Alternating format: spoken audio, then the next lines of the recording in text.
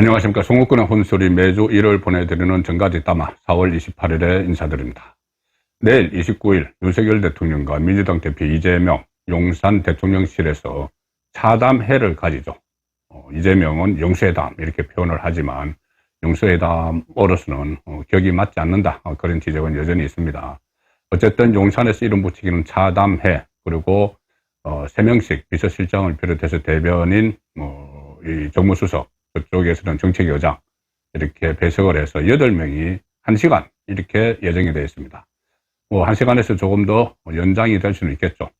그리고 윤석열 대통령과 이재명이 별도로 단 두 사람이 독대를 하는 그런 시간도 있을 것으로 예상이 되지만, 내일 회담에서 사실상 성과 놓을 게 없습니다. 이재명은 뭐든지 말하겠다는 입장이고, 윤석열 대통령은 일단 들어보겠다는 설명을 했죠. 무슨 이야기 하는지 들어보겠다는 겁니다. 그리고 이재명이 요구하는 것이 너무 무리해서 도저히 받아들일 수 없는 정도입니다.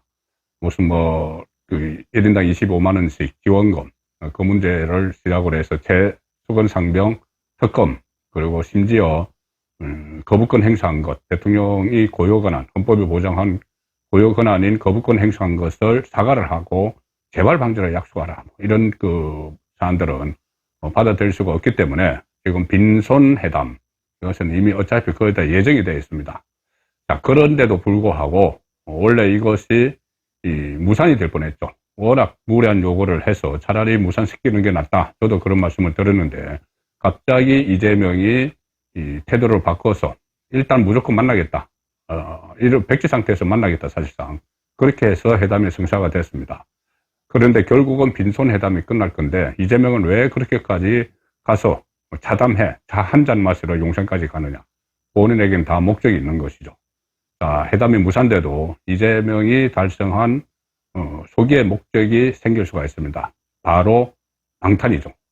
사법, 그리고 재판, 그리고 수사를 좀 무대게 하는, 영향을 미치는, 대통령과 영수, 이런 이름으로 본인이 이름 붙였지만 그런 형태로 만났기 때문에 재판부나 검찰에 잘못된 신호가 갈 수 있다. 그 이유가 바로 8번이나 이재명이 윤석열 대통령을 만나자고 했지만 거절을 한 이유죠.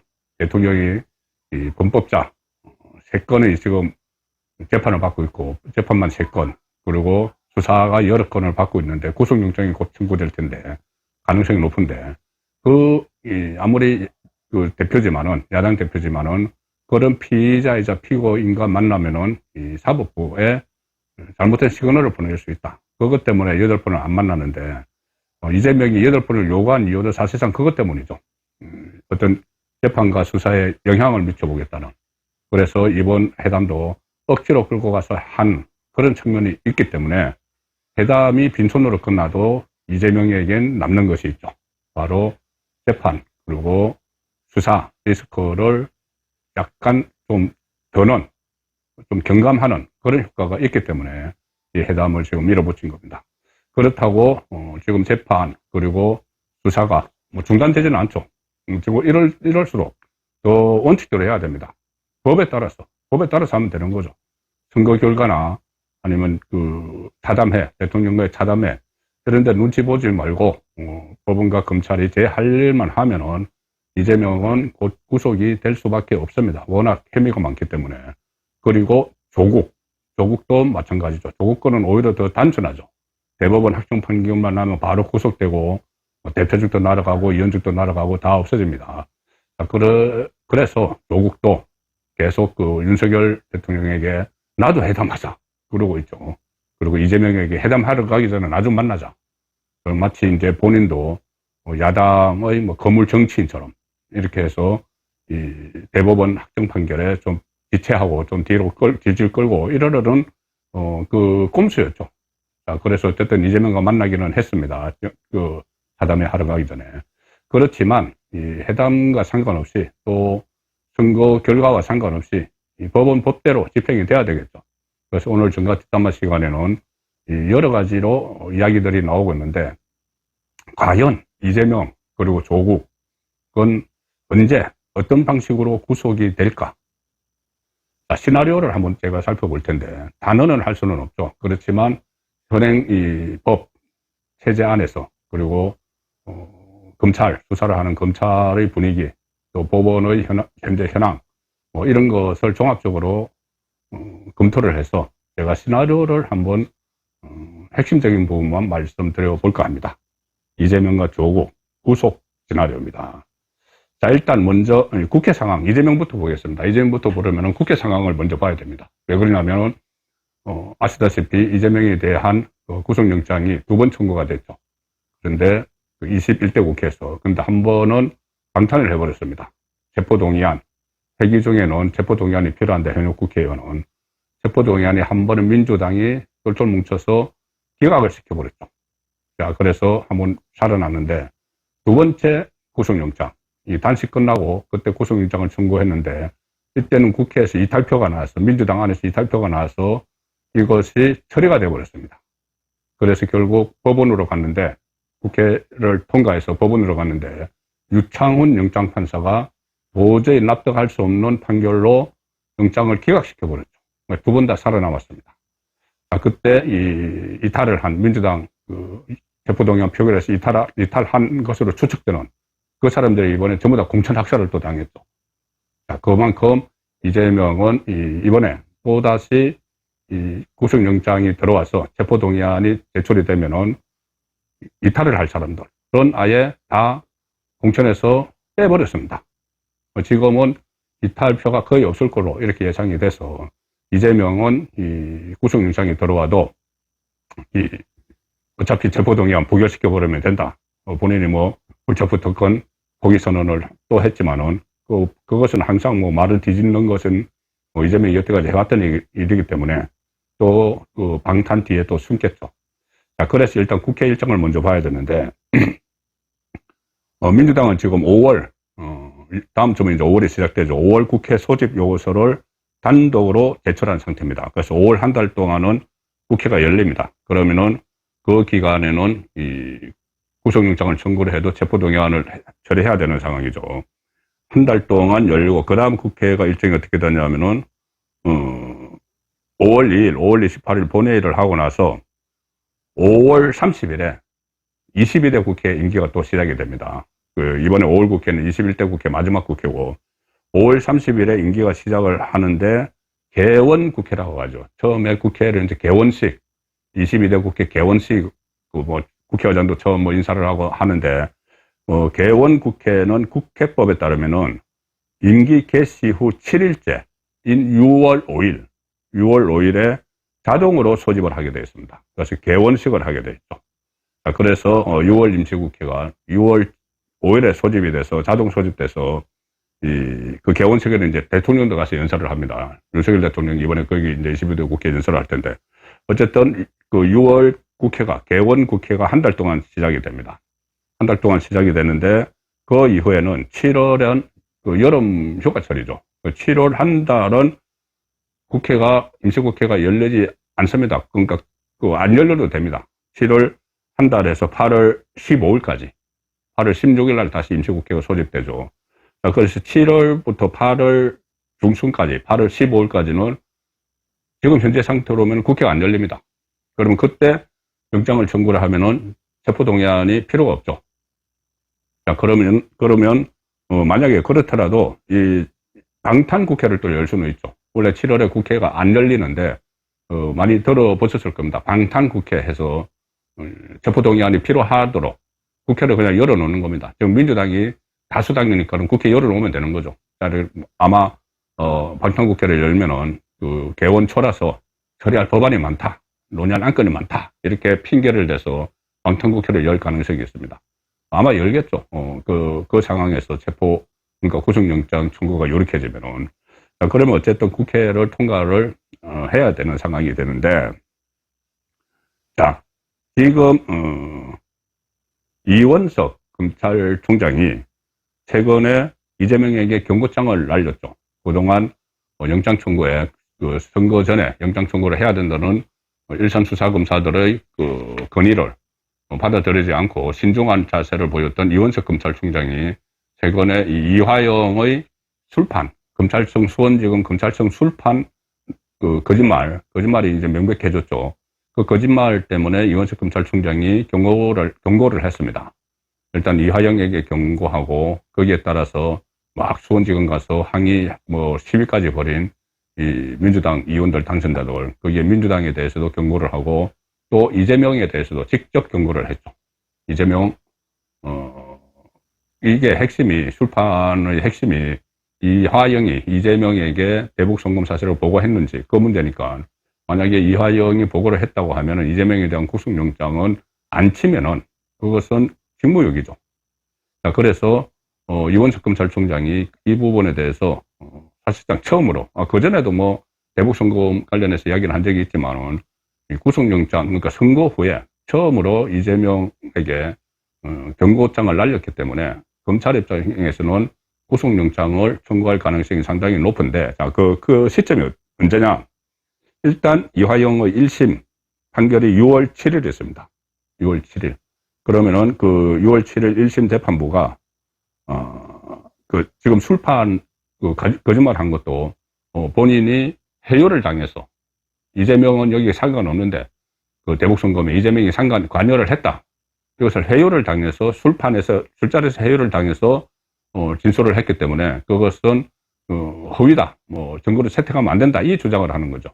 그런데 이게 다 깨졌기 때문에 술판 허구가 다 깨졌기 때문에 1심 판결에서 6월 7일 1심 판결에서 대북 송금 부분, 그러니까 외환관리법으로 지금 되어 있는데 대북 송금 그 부분에 대해서 재판부가 유죄 판결을 내리면서 그 부분도 포함시킬 가능성이 상당히 높죠.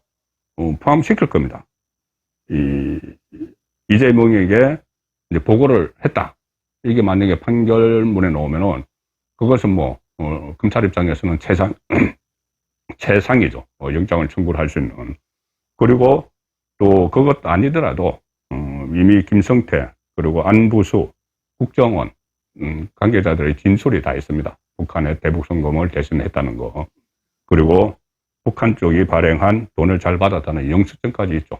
그래서 6월 7일 1심 이하영의 1심 판결, 그 직후에 판결문을 근거로 해서 구속영장을 청구를 할 가능성이 현재는 없습니다. 그때 유창훈이 영장을 기각하고 나서 또 보강수사도 한 것이 있고, 또 거기다가 이하영 재판에서, 관련 재판에서 1심에서 이재명까지 관여한 그것이 판결에 나오면은 당장 구속영장을 청구를 해야 되겠죠. 청구 안 하면 안 됩니다. 그래서 이재명에 대한 구속영장 1차 디데이가 6월 중순이 될 수가 있죠. 6월 중순. 말씀드린 대로 6월 7일에 이하영 1심이 나오면은 좀 정리를 해서 6월 중순에 영장을 청구를 할 수가 있는데, 제가 조금 전에 말씀드렸죠. 국회 일정. 그러면은 국회 자동 소집이 6월 5일이니까 6월 7일에 그 이틀 후에 이하영 1심이 나오고 6월 중순에 이 영장을 청구를 할 수가 있습니다. 그런데 말씀드린 대로 개원 국회가 소집이 되어 있을 테니까 6월 국회가 체포동의안을 거쳐야 되죠. 자, 그래서 아마 22대 국회, 개원 국회 첫 안건이, 22대 국회 첫 안건이, 물론 의장 선출 이런 것이 있겠지만 그것 빼고 가장 중요한 핵심 안건이 22대 국회의 첫 핵심 안건이 이재명 체포동의안 처리. 이것도 흑역사죠. 흑역사죠. 세 번째 체포동의안을 국회에서 이재명 것만 하는데, 그게 22대 국회 제1야당 대표, 거대 야당 대표의 체포동의안이 첫 안건이 되는 그런 상황도 지금 충분히 예상을 할 수가 있습니다. 정치, 그리고 국회 일정상, 그리고 또 검찰, 법원 일정상 그렇게 될 수가 있다는 겁니다. 그렇게 되면은 이번에는 모두 이재명 당을 만들어 놨기 때문에 똘똘 뭉쳐가지고 부결시키겠죠. 그래서 아마 영장실질심사도 못 가도록 이렇게 할 텐데, 그러면은 이 여론이 또 들끓습니다. 체포동의안 포기한다고, 그러니까 불체포 특권 포기한다고 다 이야기해놓고 또 세 번째 이렇게 하면은 여론이 들끓겠죠. 자, 그리고 이 두 번째 D-Day가 언제냐? 영장을 치는 D-Day가 첫 번째는 6월 중순이고, 자, 이원석 검찰총장의 임기가 9월에 끝납니다. 근데 사실상 8월에 후임이 결정이 되죠. 뭐 인사청문회도 거치고.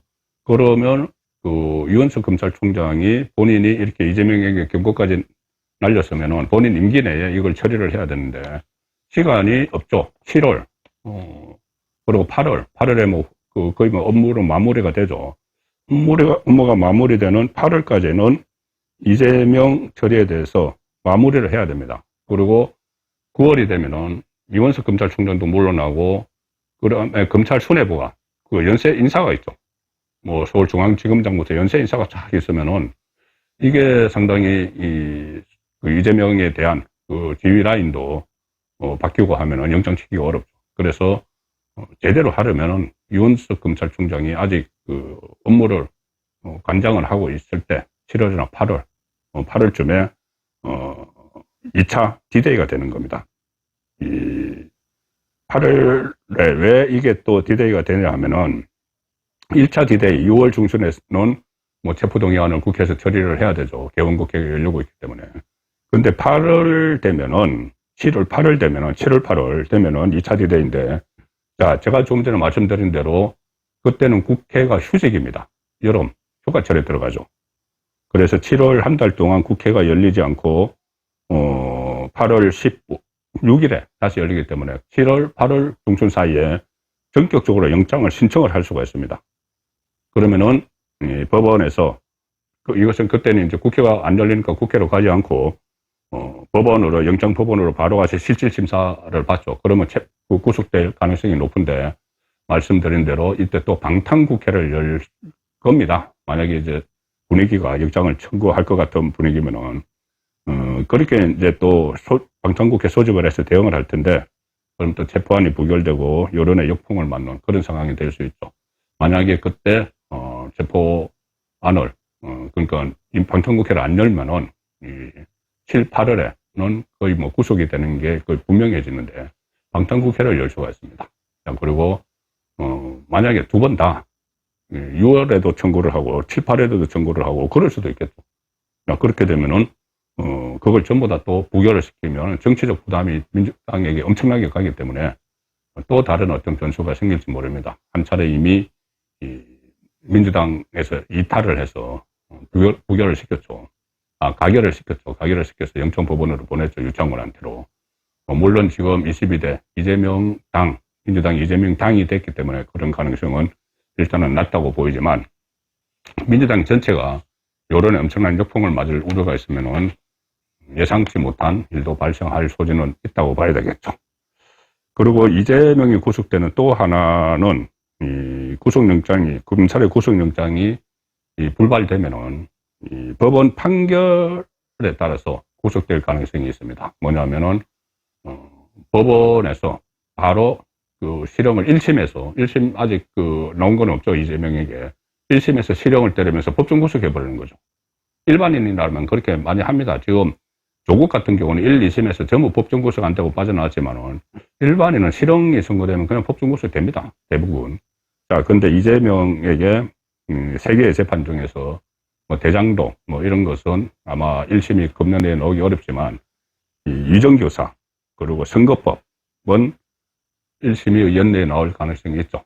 뭐 선거법은 아무래도 주로 이제 벌금형을 많이 때리니까 뭐 100만 원 이상 벌금, 그러면 나중에 이제 대법원까지 확정 판결되면 이재명은 모든 걸 잃지만, 벌금형으로 법정 구속은 안 되니까 선거법은 아니라고 쳐도 위정교사는 이 실형을 만약에 선고받으면은, 금고 이상 실형을 선고받으면은 법정 구속이 될 수도 있습니다. 물론 과연 이 판사가 33부 형사 서울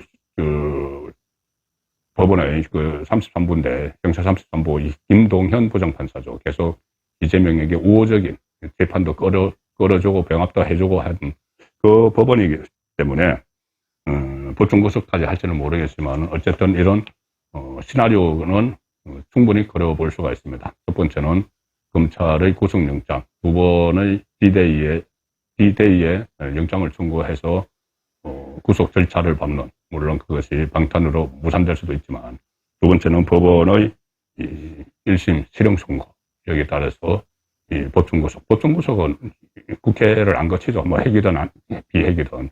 그래서 이런 시나리오는 대략적으로 이재명의 구속 시나리오는 그려볼 수가 있습니다.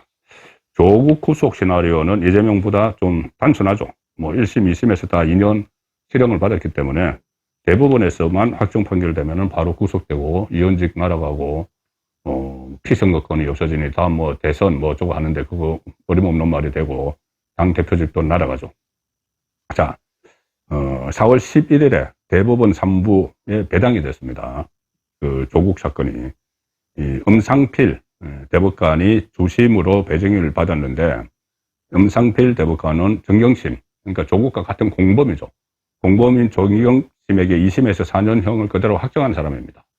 그래서 법대로 하면은 그대로 대법원에서도 이제 한 달 내에 이게 보통 부가 배당이 되면 한 달 내에도 한 달 정도 했으면은 형이 확정된다는데 그러면 한 5월 10일 정도면 형이 확정돼서 그러니까 5월 30일 국회 임기가 시작하기도 전에 이재명은 구속이 되는 겁니다. 일반 절차대로 하면은. 그리고 뭐 국회의원 당선인 신분이 또 날아가겠죠. 그리고 당 대표인데 그것도 뭐 없어집니다. 그런데 또 여러 가지 조국은 구속을 피하려고 여러 가지 시도를 지금 준비를 하고 있을 겁니다. 구속을 피하거나 아니면 이제 좀 뒤로 늦추는 경우는 대법원에서 세 가지가 있는데 하나는 법관 기피 신청을 해서 시간을 줄줄 끄는 방법, 또 하나는 전원 합의체로 해부를 해서 그러니까 부가 아니고 대법원장과 12명이 같이 심리를 하는 전원 합의체로 해부를 해서 질질 끄는 방법, 또 하나는 부분적으로 파기환송을 해서 고법의 제3고심, 고법을 거쳐서 제3고심까지 해서 시간을 끄는 방법, 이렇게 세 가지가 있는데 일단 법관 기피 신청은 아직 하지 않고 있다. 왜냐하면 특별한 배척 사유를 뭐 발견하지 못했든지 그 사정이 있겠죠. 하지 않고 있고 저는 합의체 해부는 대법원 3부 4명 중에 1명이라도 선고에 반대하면은 합의체로 돌리는데 이것도 아직은 시도가 되지 않고 있습니다. 그래서 법조계에서는 아마 부분 파기환송을 노리는 것 아닌가. 지금 이제 조국이 실형을 받은 거는 가족들 비리, 입시 비리 뭐 이런 것과 또 유재수 감찰 무마가 있는데 유재수 감찰 무마는 뭐 입시 비리 이런 것은 정경심도 유죄를 받고 했으니까 뭐 따질 것도 없죠. 유재수 감찰 무마는 이제 직권 남용 부분에서 따져볼 게 있다. 물론 1, 2심에서는 다 유죄가 인정됐지만 그래서 이것을 가지고 파기환송심을 노린다. 자, 이런 분석도 나오고 있습니다. 그래도 어쨌든 이 조국의 구속은 시간 문제죠. 언제 되느냐가 남아있을 뿐인데 조국의 부분 파기환송 이 전략이 먹혀들지 않아서 바로 구속돼 버리면 조국 혁신당은 어떻게 될까? 조국이 당대표직에 날아가죠. 날아가면은 항우나 원내대표인 항우나가 대표 권한 대행을 할 텐데 항우나도 1심에서 울산시장 선거 불법 개입 하명수사 혐의로 1심에서 징역 3년을 선고받았죠. 지금 2심이 진행 중입니다. 그러면 2심 선고받고 또 대법원 판결까지 쭉 가면은 항우나도 배지 날아가고 다 날아가죠. 대표직도 날아가고 그러니까 원내대표직도 날아가고 앞으로 출마도 뭐 한 5년 동안 못하고 자, 그렇게 상황이 되면은 조국 혁신당은 뭐 거의 와해되겠죠. 누가 대신 끌어갈 만한 사람도 없습니다. 뭐 이상한 사람들만 다 집어넣어가지고 비례대표를 줬기 때문에 박은정이 뭐 끌어갈 것도 아니고 순번 1번. 그래서 그렇게 되면은 아마 이 조국 당은 민주당에 흡수될 가능성도 상당히 높은 상황이죠. 근데 민주당도 이제 이재명이 구속돼 버리면은 지금 같은 이런 그러니까 전국을 혼란스럽게 만들 수 있는 그런 동력이 상당히 없어집니다. 그래서 선거 결과 그리고 차담회 내일 열리는 차담회에 따른 어떤 뭐 이재명의 위상 변화 이런 것을 이런 데 대해서 눈치를 보지 말고 검찰이든 법원이든 다 그냥 법대로 이 처리를 하면은 이재명과 조국 두 사람은 올해 내에는 이런저런 변칙을 쓰고 꼼수를 써도 올해 내는 구속될 가능성이 상당히 높습니다. 그러면은 본인들 이재명과 조국 자신들의 보신을 위해서, 방탄을 위해서 전국을 지금 특검 전국으로 바로 만들어 갈 거고, 그 다음에 개헌 전국, 탄핵 전국 이런 시도를 할 텐데, 그런 혼란을 없앨 수가 있죠. 그리고 전국이 또 안정될 수가 있습니다. 그렇게 되면은 지금 예상되는 그 이재명과 조국이 그대로 정치권에 있을 때 예상되는 본인들의 방탄을 위해서 혼돈 속으로 몰고 가는, 탄핵 이야기를 하면서 혼돈 속으로 몰고 가는 그런 이런 방지를 할 수가 있죠. 자, 그 역할이 지금 법원과 검찰에 가 있습니다. 물론 이 정치 상황을 염두에 두고 눈치를 봐서도 안 되고, 또 정치 상황이 요소가 되니까는 여기에 개입해서도 안 되지만 법대로 하면 되는 거죠. 그동안 검찰은 영장 청구 선거 전에 하려고 했던 것을 사실상 미뤄왔으니까, 선거가 끝났으니까 해야 되는 것이고, 법원도 규정된 대로 재판을 신속히 진행을 하고, 대법원도 마찬가지로 무슨 법관 기피 신청, 전원합의체 해부 이런 꼼수를 받아들이는 공간을 열어주면 안 되는 것이죠. 그리고 파기환송 부분도 1심, 2심에서 다 유죄를 인정을 했기 때문에 법리심에서도 제대로만 하면은 이것도 무산될 수가 있습니다. 무산돼야 됩니다. 무산될 가능성이 높습니다. 그렇기 때문에 이 선거 후에, 총선 후에, 또 내일 차담회 후에 법원과 검찰이 어떤 일정을 가지고 법대로 이것을 추진하는지 지켜봐야 될 것 같습니다. 정가됐다마였습니다.